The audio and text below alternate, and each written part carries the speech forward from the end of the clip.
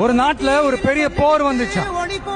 அப்ப அந்த நாட்டுல இந்த பவர்ஃபுல்லான தலைமை இல்லாம போனதுனால ஒரு பச்சை புள்ள கையில தான் அந்த பொறுப்பு இருந்துச்சு.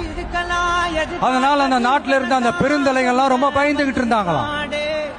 அந்த சின்ன பையன் அந்த நாட்டோட படையை நடத்துற பொறுப்பை ஏத்துக்கிட்டு போர்க்களம் போலாம்னு சொன்னானா.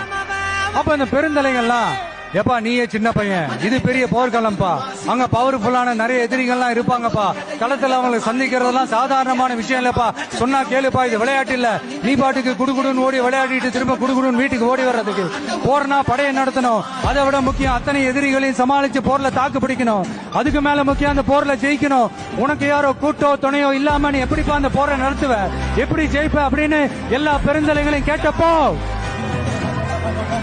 எந்த பதிலும் சொல்லாம போருக்கு தனியா தன் படையோட போன அந்த பாண்டிய வம்சத்தை சேர்ந்த அந்த பையன் என்ன செஞ்சான்னு